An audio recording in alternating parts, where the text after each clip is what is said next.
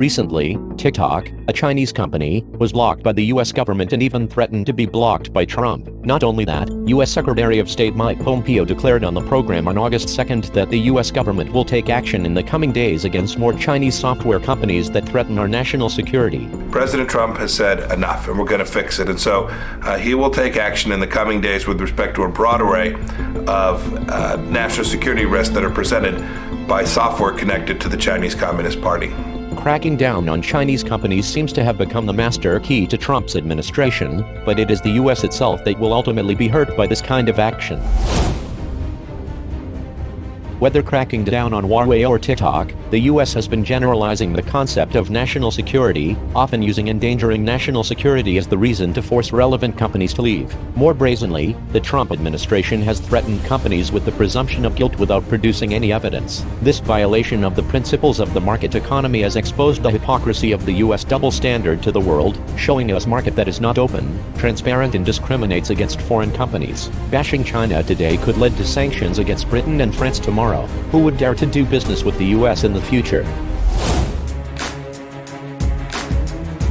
The TikTok crackdown has brought home to us the ugly face of American collusion between business and government. Facebook, a rival of TikTok, first held antitrust hearings in the US Congress, trumpeting accusations that the US had been threatened by Chinese social media software. The US government then threatened TikTok with either a ban or a forced sale under the pretext of endangering national security. Finally, another American firm, Microsoft, played the good guy and announced that it was willing to buy TikTok.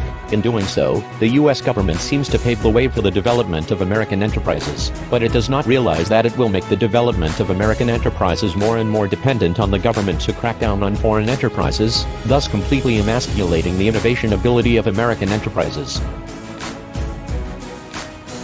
After Trump's crackdown on TikTok, TikTok's creators and fans protested, chanting "Save TikTok" and launching a revenge campaign, as thousands of TikTok's US users flooded Apple's App Store to give the Trump campaign a 1-star rating. On the other hand, 9 prominent TikTok bloggers, who together have more than 54 million followers, wrote an open letter to Trump on Medium, calling for capital to solve TikTok's problems rather than state intervention. As one of the order of the market economy, the American government intervenes wantonly through administrative means, which will only lead to the loss of control of the American market economy and accelerate the decline of the American economy. While the US government has been busy cracking down and punishing Chinese companies, China has shown itself to be a big country and open its market to investment from all over the world. On July 12, a group of senior Tesla executives visited Chongqing and reached broad consensus with Chongqing government on accelerating project cooperation.